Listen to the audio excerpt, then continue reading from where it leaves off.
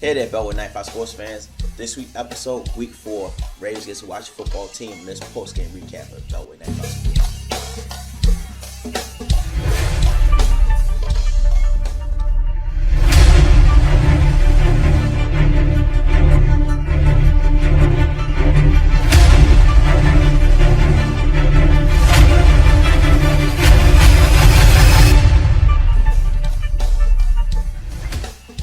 Well, welcome back, fans. This week episode of Beltway 95 Sports. Like I said, it's week 4, Battle of the Beltway, Ravens against Washington football team. So the game just ended. Final score 31-17. Unfortunately, the team never really got started today. But at least on the bright side, Kay Fuller ended up getting 2 receptions, one by RG3 late in the game.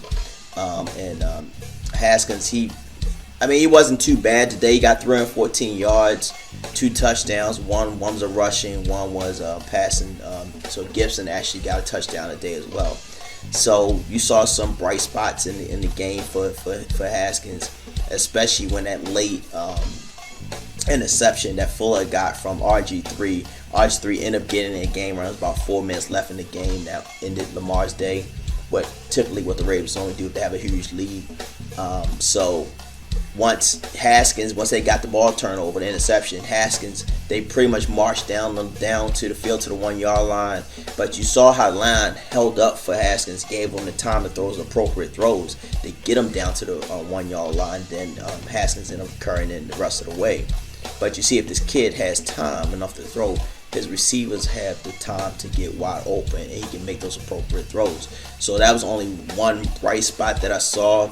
The other bright spot that I see right now is that Cleveland leading Dallas by 47 points, 47 to 30 something or whatever it is right now. So look like Dallas going to lose. So, and like I said, on the bright spot, this is the NFC East. So it always gives the Washington team a chance. Fortunately, if they meet Dallas, they have the Rams next week, so meet Dallas, it might be a heads-up game for the division as well. Like I said, I see them going 9-7. They can possibly end up getting in the playoffs at 9-7 and possibly winning the division. But like I said, the team looked like they really didn't get off a good start. It seemed like, as far as the Ravens, the run set up the pass. Gus Edwards for the Ravens, J.K. Dobbins, and Mark Ingram really, carried that ball on the ground, which set Lamar up for his 2 touchdowns to Mark Ingram. I'm sorry, not Mark Ingram, but Mark Andrews, his tight end. So Hollywood Brown actually got involved in that game, but his tight end got those 2 receptions, which kind of blew it wide open for the team. But like I said, only bright spots is that Haskins, if he has the time, if his line holds up, he has the time to make those appropriate throws. And you can kind of see little bits and pieces of him developing each game. Now, with that loss from Cleveland, the Cleveland game last week, you saw some improvement with him. And then you saw some improvement today against the Ravens team. Now, if the Rams, they possibly catch a break with the Rams and actually might get a win. But like I said, too little, too late. Sometimes they don't really show up in the first half of the game, but they kind of show up in the second half and kind of march their way back. Unfortunately, this time it wasn't that type of game. Like I said, if it wasn't for that late RG3 interception, they wouldn't have got up to 17 points towards the end of the game, and that was only because it was like less than 3 minutes left in the game at that time. It was pretty much over. So, like I said, what are some of your comments? Do you like what Haskins did today, how the team performed? Unfortunately, Chase Young wasn't able to get in the game from that groin injury he suffered with the Cleveland game, but it looked like he's a pretty good cheerleader on the sideline. Hopefully he'll be back for next week's game against the Rams. We'll see, I guess sometime Wednesday they'll come up with the injury report. But I see little bits and pieces of hope for the team. Like I said, Fuller had 2 interceptions today. Gibson continues to improve, but this team is gonna take some growing pains. And Rivera he's fighting his other personal issues as well and trying to be a head coach at the same time. So hats off to him. But I see that this team will eventually get it right. With some lesser opponents coming down the line. Like I said, unfortunately, they are in the NFC East, and they can possibly get that playoff berth. And I believe that if Haskins can get them into the playoffs, no matter what their record is, because it is what it is, the division is what it is, this may save this kid's job for next year.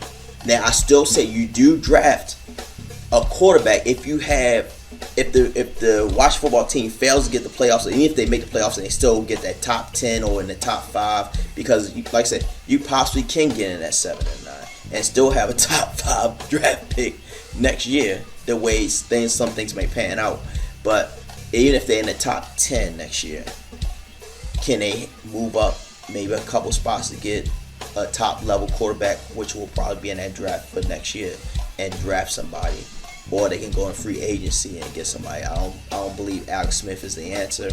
I think that he made a valiant effort to come back into the league, and I applaud him, because I know I wouldn't have been able to fight back the way he did. He's a warrior, and he has a strong heart, and I think he's maybe physically ready, but like I said in previous videos, I don't think he's mentally ready. So whatever this direction this team takes, it's baby steps as far as we're concerned. Like I said, for years here in the DMV,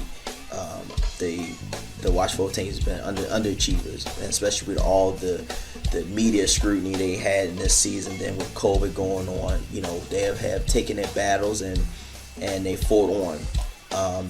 Like I said, this year may not be another winning year. It might be another 2 years down the road, but at least I saw some blemishes of hope in this game against the Ravens. But like I said, fans, this is the Battle of the Beltway. Unfortunately, 31-17 Ravens, they got the better of us today.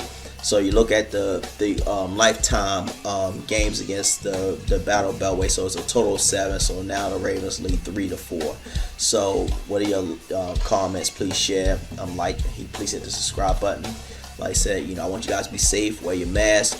And today I would give them 2 mumble sauce. Like I said, we rate.